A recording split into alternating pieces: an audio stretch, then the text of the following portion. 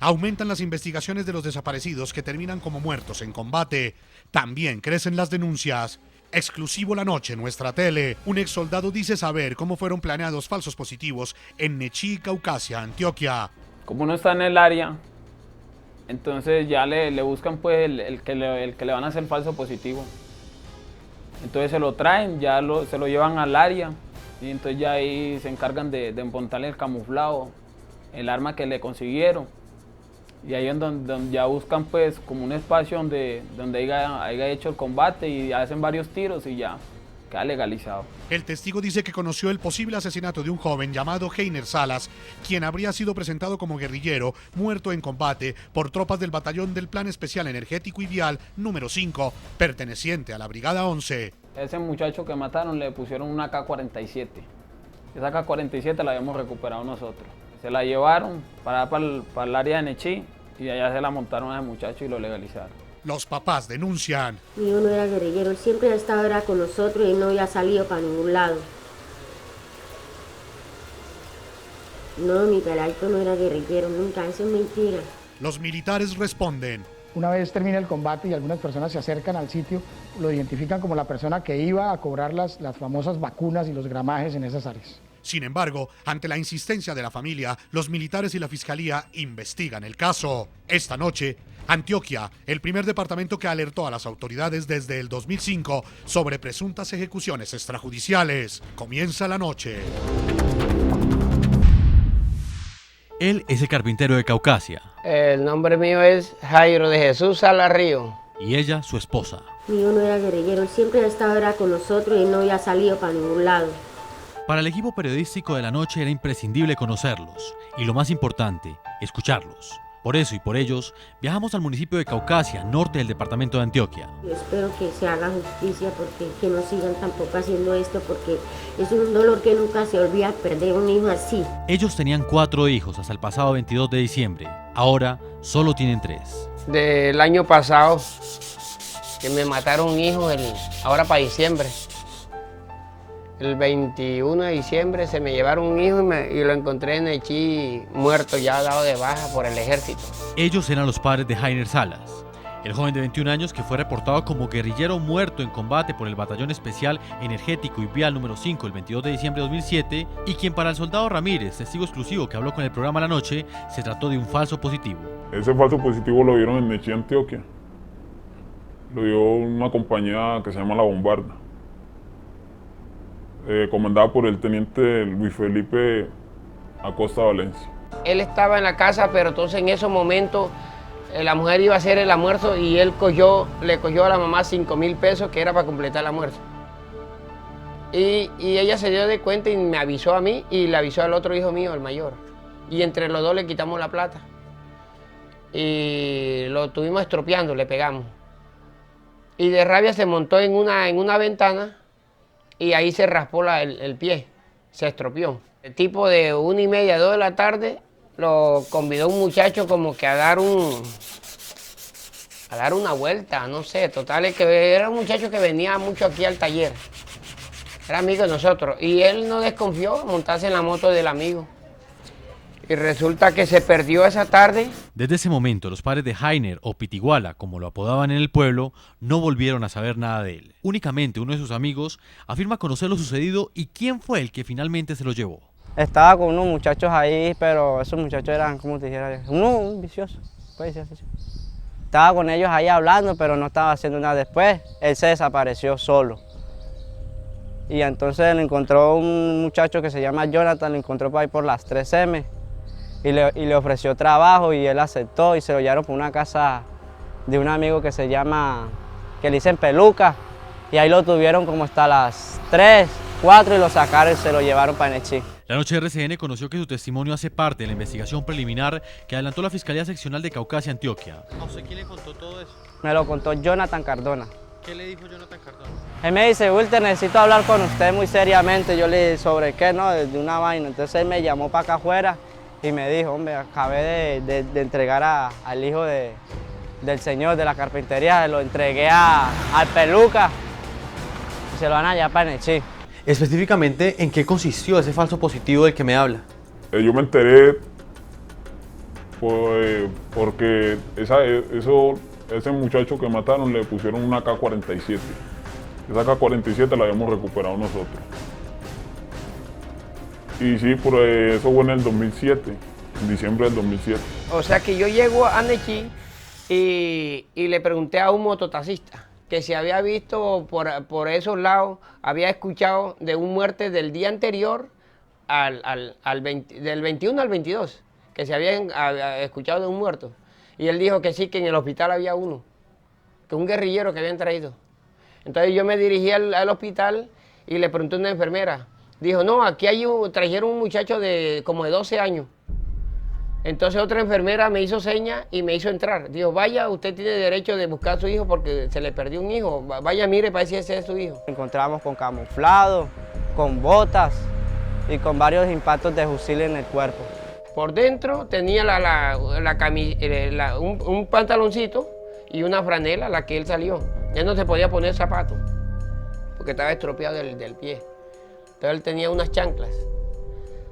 Y yo lo encontré con unas botas de esa pantanera, botas de caucho, sin media y sin nada. O sea que no tenía media, el pelado no le colocaron media porque no tenía media. Y para ser guerrillero creo que es muy difícil de que una persona aguante unas botas de caucho de esas con este clima tan caliente a unas botas de esas, si como decían ellos que guerrillero. ¿Y el arma de dónde había salido? Esa K-47 salió la recuperó la compañía donde yo estaba. ¿Y cómo la recuperaron? En un combate con la guerrilla. La noche de RCN investigó y efectivamente encontró esta referencia hecha en internet que coincide con los hechos relatados por el testigo. En la página web del Programa Presidencial de Derechos Humanos y Derecho Internacional Humanitario aparece publicado textualmente. En la vereda Trinidad, perteneciente al municipio de Nechí, Antioquia, en desarrollo de la Operación Majestad, se registraron combates entre tropas del Batallón Especial Energético y Vial número 5, adscritos a la 11ª Brigada del Ejército, y subversivos del Frente 37 de las FARC, en los que murió un subversivo. Pero esta versión también coincide con la entregada por la Brigada 11, la cual no niega la operación en la que resultó muerto el presunto guerrillero Heiner Salas. Es una operación militar que se desarrolla basados en un informe de inteligencia donde nos da cuenta de la presencia de un grupo aproximado de 5 bandidos pertenecientes a la cuadrilla 37 de las FARC. Se toma la decisión, se hace el análisis de inteligencia de desarrollar una operación militar, previamente determinado, por supuesto, el objetivo militar que se va a combatir.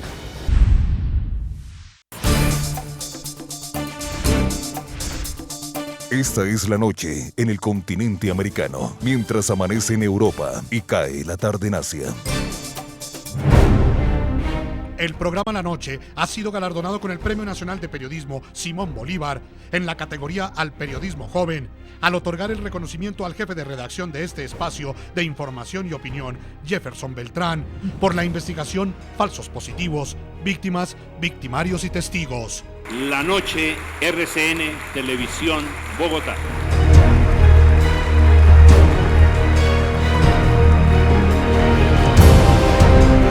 El programa La Noche obtuvo y emitió en primicia y exclusiva la entrevista con el testigo de los reclutamientos de jóvenes en el municipio de Soacha, Cundinamarca, y que posteriormente aparecieron en fosas comunes en Ocaña, norte de Santander, y reportados como guerrilleros muertos en combates con el ejército. ¿Qué sabe usted? Conozco todo el tema, todo lo que planteaban, cómo se lo llevaban. El testigo relató quién era el reclutador. El reclutador se llama Pedro Antonio Gámez Díaz. También cuáles fueron los amigos reclutados con engaños y posteriormente asesinados. Le pregunté por mis amigos y simplemente me dijo no, contentos, ellos se quedaron tomando una cerveza. El programa La Noche habló con los familiares de los jóvenes reclutados y confirmaron la versión que había entregado este testigo. Y él nunca se desaparecía. Y que vayan a decir que son delincuentes, eso no puede entrar en la cabeza a nadie de nosotros de la familia. El pasado 26 de septiembre fue detenido el reclutador de los jóvenes de Soacha, que el testigo clave informó en el programa La Noche hace más de un año. El jefe de redacción de La Noche, Jefferson Beltrán, también obtuvo el testimonio de un soldado que había participado en la ejecución de los falsos positivos en el norte de Antioquia. Un relato que con altas dosis de frialdad puso al descubierto los procedimientos criminales conocidos como falsos positivos. ¿Cómo se daban, o mejor, cómo se planeaban esas bajas ilegales que ustedes después presentaban como positivos? Como uno está en el área, entonces ya le buscan pues el que le van a hacer falso positivo. Se encargan de montarle el camuflado, el arma que le consiguieron, y hacen varios tiros y ya queda legalizado. La Noche y su investigación sobre los falsos positivos hoy fue premiada con la más alta distinción al periodismo colombiano. Gracias a nuestros televidentes por escogernos como su medio para estar informados. Hoy el recuento del trabajo de reportería de nuestro jefe de redacción, Jefferson Beltrán, y todo el equipo periodístico de La Noche. Comienza La Noche con Claudia Gurizati.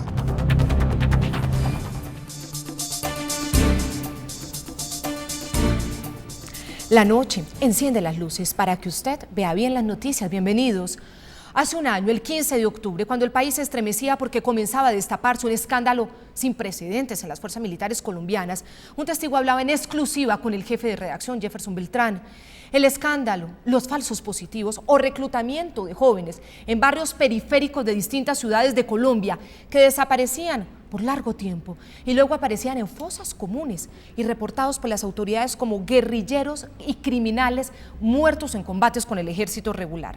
El testigo, Juan, un joven a quien protegimos su identidad y que revelaba a Jefferson Beltrán, el jefe de redacción de este programa de La Noche, quién era el reclutador y quiénes eran los jóvenes, sus amigos, que fueron llevados, reclutados con engaños y luego desaparecidos y asesinados.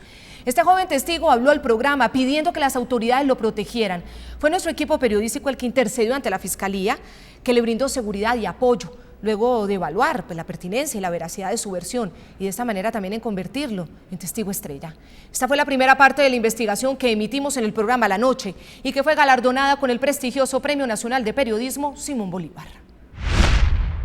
En el caso de los jóvenes que fueron desaparecidos en el municipio de Soacha, ¿qué sabe usted? Conozco todo el tema, todo lo que planteaban, cómo se los llevaban, con fines a qué, los falsos trabajos. ¿Ese reclutador cómo les hacía la invitación? Pues primero que una cervecita, que tome platica, que los que les gustaban el vicio pues les regalaban el vicio. ¿Quiénes se fueron primero? Pues primero que todo fue con Julio César y con Jonathan, que ofrecían... César estaba sin trabajo y él tiene una niña. Entonces, Jonathan estudiaba, pero entonces como el que lo reclutaba, entonces él primero le dio vicio para que él mismo se sintiera mal. Entonces él entonces en un momento a otro comenzó a andar con el pato volado. Entonces él ahí fue donde aprovechó la confianza del pelado para inducirlo a eso. Y él proponía vueltas grandes, de secuestros, de robos. ¿Qué les ofrecieron? ¿A qué iban ellos? Hacer una vuelta de secuestrar un man en Villavicencio y nos daban 80 millones de pesos. Juan, ¿por qué finalmente no se fue con ellos? Porque yo tengo familia y yo tengo mi hija. En ese momento yo me encontraba trabajando, entonces no acepté. No sé si usted quiere decir ante las cámaras de La Noche el nombre de este hombre y específicamente quién es. El reclutador se llama Pedro Antonio Gámez Díaz, que trabaja con el ejército y también se hace pasar por paramilitar. ¿Usted cree que él era un soldado profesional, que era miembro del ejército?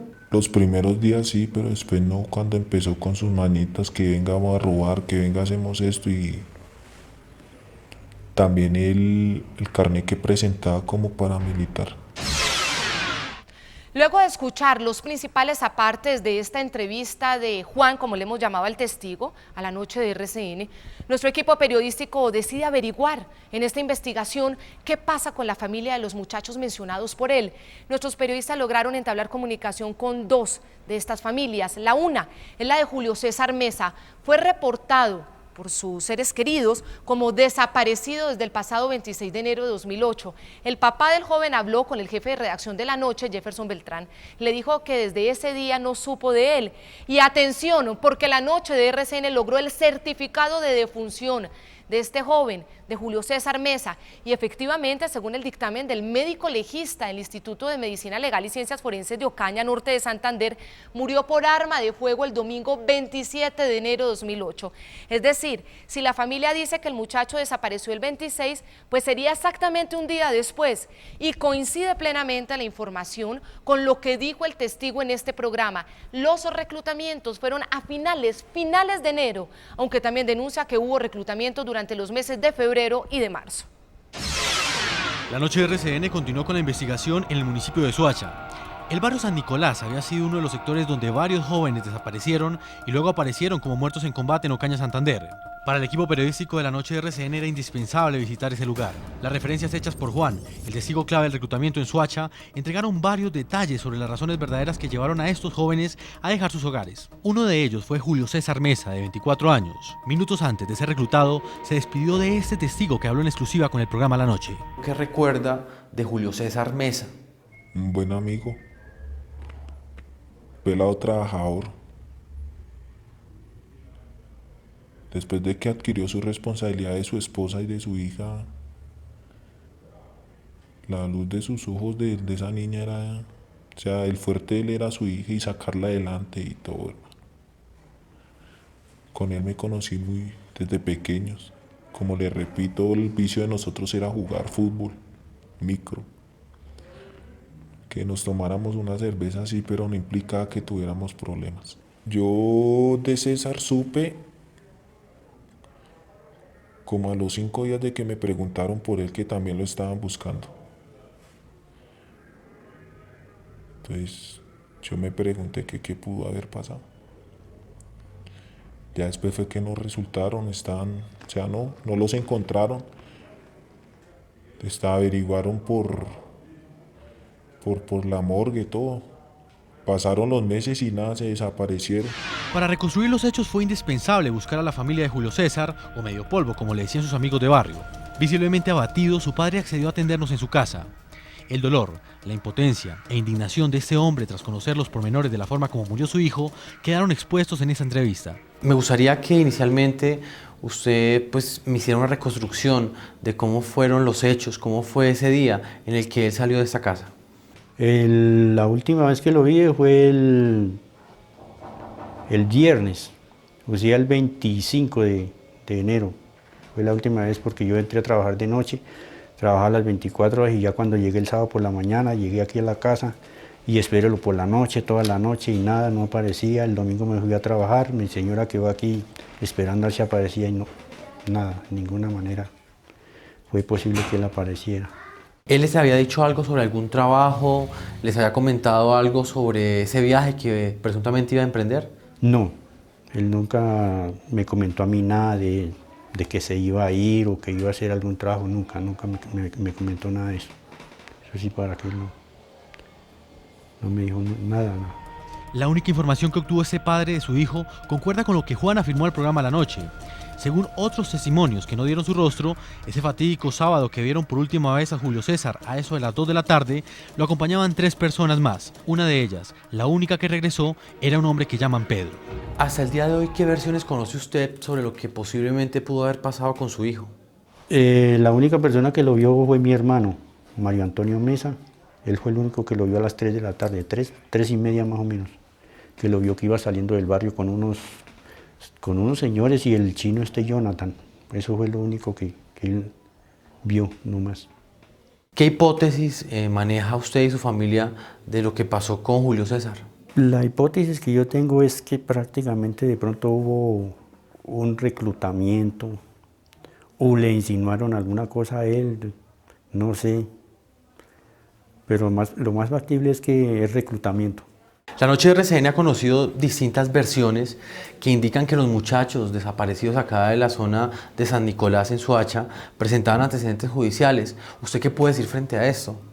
Sí, para mí es inaudito porque el chino mío nunca se fue de la casa, nunca salió de la casa y él nunca se desaparecía.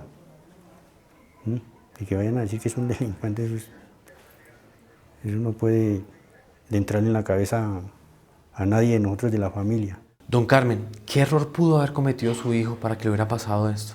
Pues de pronto se dejó inducir, eso sería el único error que él cometió, dejarse inducir de una persona que ni siquiera sin saber para dónde iba o qué iba a hacer o para dónde lo llevaba. Entonces, y la persona que lo indució, pues no se sabe quién fue o por qué o cómo, eso sí no se sabe. Él cuando salió de acá, llevó la cédula, llevó equipaje, llevó cosas como para que uno pensara que se iba a ir de viaje. No, equipaje no llevó. Él no llevó nada de ropa, solamente llevaba un jean puesto ese día azul, un buzo azul, una camiseta blanca, unos tenis blancos, que era lo que llevaba él, y los papeles, eso fue lo único que él llevó. En los días en el que aparentemente su hijo fue reclutado, ¿él qué hacía? ¿A qué se dedicaba acá en el barrio?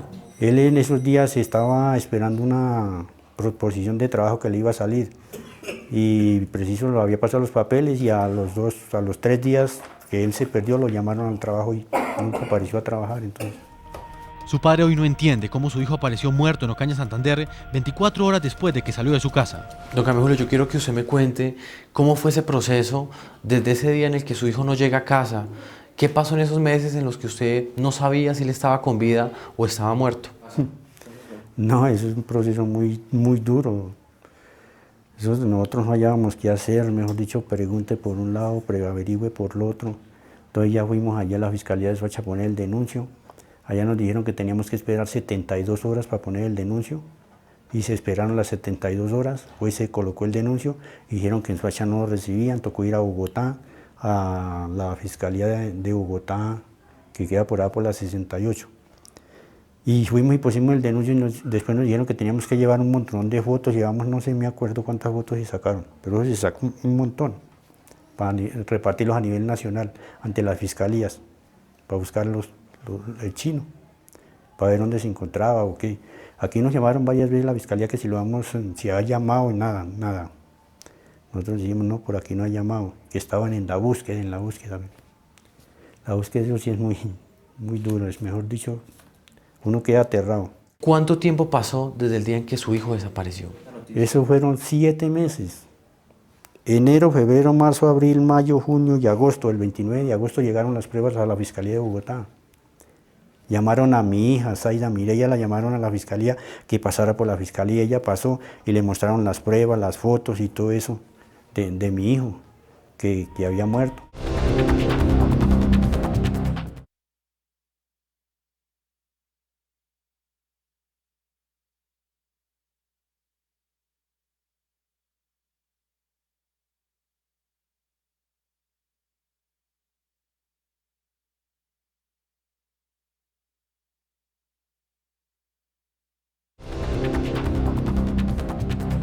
En el programa La Noche no solamente quisimos tomar la versión de las familias de las víctimas y de estos testigos que sabían quiénes eran los reclutadores y que por circunstancias de la vida se salvaron de terminar como sus amigos, llevados, engañados, asesinados y luego presentados como guerrilleros o criminales enfrentados al ejército regular. También quisimos conocer el otro lado, a quienes participaron en uno de los episodios que sacudió a las fuerzas militares de Colombia. El jefe de redacción del programa La Noche, Jefferson Beltrán, viajó el pasado 12 de noviembre al departamento de Antioquia, ubicado al noroccidente de Colombia. Allí conoció en exclusiva, en primicia, el relato de una persona que perteneció a las fuerzas militares, fue soldado regular, quien de manera cruda le relató la forma y los procedimientos que, según él, usaban miembros de su compañía militar para asesinar jóvenes que luego fueron presentados como guerrilleros y delincuentes dados de baja en combate. El ex soldado, a quien le protegimos su identidad también por su seguridad, narró detalladamente lo que él denominó la técnica del falso positivo. ¿Qué puede decir de las bajas en combate que se dieron dentro del pelotón, o mejor, dentro de la compañía a la que usted perteneció? La compañía de nosotros sí dio varias bajas, pero así legalmente fueron muy poquitas, por ahí unas 5, las que sí se dieron verdaderamente en combate. Y las otras sí, así, falsos positivos. ¿Cómo se daban, o mejor, cómo se planeaban esas bajas ilegales que ustedes después presentaban como positivos? Como uno está en el área, entonces ya le buscan pues el que le van a hacer falso positivo. Entonces se lo traen, se lo llevan al área y entonces ya ahí se encargan de montarle el camuflado, el arma que le consiguieron. Y ahí es donde ya buscan pues como un espacio donde haya hecho el combate y hacen varios tiros y ya queda legalizado. ¿Qué información le suministran a ustedes para llegar al sitio donde se va a dar esta baja, o mejor, se va a dar este falso combate? El batallón eso lo maneja por cartas. Entonces cada pelotón tiene un área donde lo mueven. Entonces hay veces que quedan cerquita de los pueblos y eso. Y ahí es donde contactan pues la persona que le van a hacer el falso positivo. ¿Qué les decían antes de ir a realizar esa operación? Uno en el momento sí no sabe nada.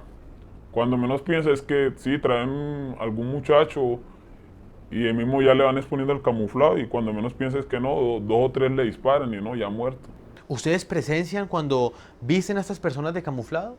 Sí, porque muchas veces cometen el error que le ponen el mismo camuflado de los mismos soldados. Y las futuras víctimas, tal como usted lo explica, ¿se ponen estos camuflados sin ningún tipo de resistencia? ¿No dicen absolutamente nada? Sí, como de todos modos ya están metidos allá adentro ya. O muchas veces son engañados, no sé qué les dirán, entonces ellos van como confiados. Eso ya les disparan o lo jalan en Pantrico del Monte y ahí les disparan. El soldado Ramírez aseguró que cuando la compañía militar a la que pertenecía realizaba bajas, recibían un incentivo. Por bajas dan permiso. Dan permiso, entonces de una compañía, el pelotón que más bajas dé, ese es el que va más rápido se da de permiso primero. ¿Usted por qué cree que se presentó o se comenzó a utilizar esta práctica de falsos positivos dentro del grupo militar al que usted pertenecía? Es que como los comandantes piden resultados, entonces las tropas están en el área y con ganas de salir a permiso, con ganas de ver a sus familias. Entonces los lleva a ese desespero de coger y matar personas inocentes para poder salir a permiso. Pero en el escándalo de los falsos positivos, no todos son las víctimas, los testigos y los victimarios. También son quienes aseguran que definitivamente dentro de esos muertos sí había subversivos. En la segunda parte de este crudo relato, este militar retirado denunció también aquí en el programa La Noche con nombre propio, no solo a los presuntos responsables de varios falsos positivos en el departamento de Antioquia, sino que identificó a una de las víctimas, un joven de tan solo 21 años, Heiner Salas. El equipo periodístico del programa La Noche, hoy galardonado por esta investigación, reconstruyó esta trágica historia. Ya regresamos. La investigación falsos positivos, víctimas, victimarios y testigos fue aquí en el programa La Noche. La primera vez que un soldado retirado reconoció y reveló los procedimientos y técnicas para ejecutar el plan criminal que sacudió a las fuerzas militares colombianas. Ya regresamos.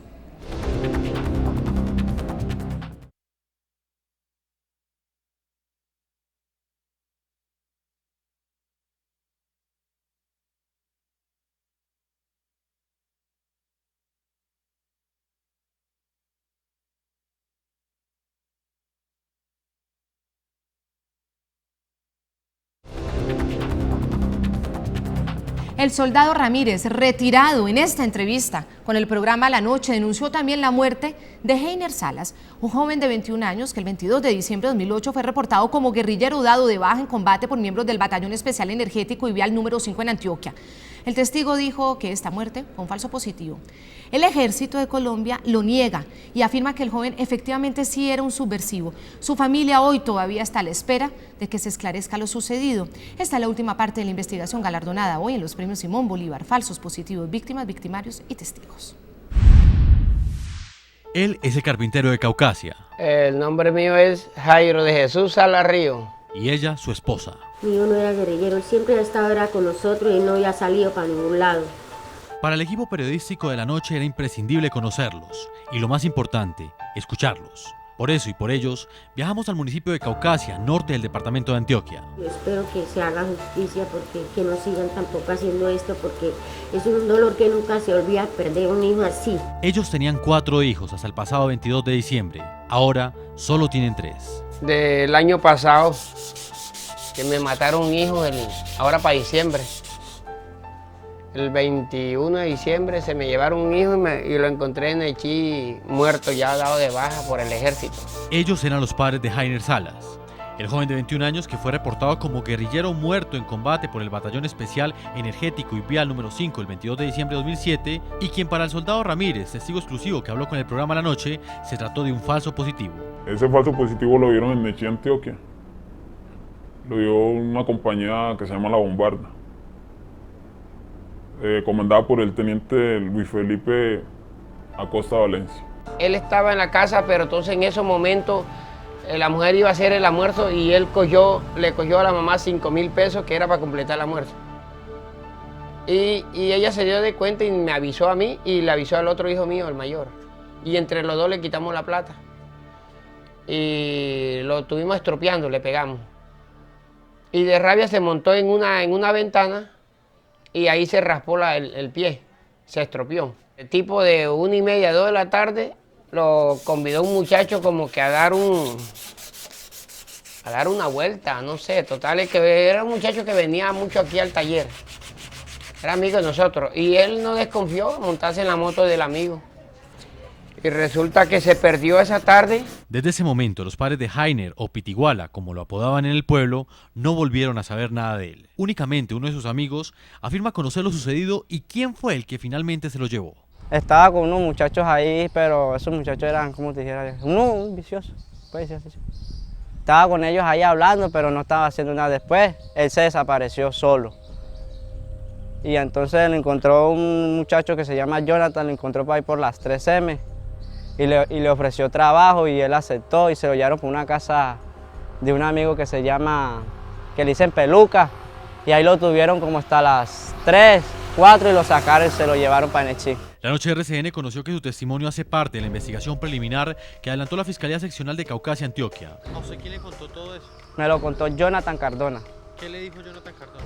Él me dice, Wilter, necesito hablar con usted muy seriamente. Yo le dije, ¿sobre qué? No, de una vaina. Entonces él me llamó para acá afuera y me dijo, hombre, acabé de entregar al hijo del señor de la carpintería, lo entregué al Peluca y se lo van allá para Nechí. Específicamente, ¿en qué consistió ese falso positivo del que me habla? Yo me enteré porque ese muchacho que mataron le pusieron una AK-47. Esa AK-47 la habíamos recuperado nosotros. Y sí, eso fue en el 2007, en diciembre del 2007. O sea que yo llego a Nechí y le pregunté a un mototaxista que si había visto por esos lados, había escuchado de una muerte del día anterior del 21 al 22, que se había escuchado de un muerto.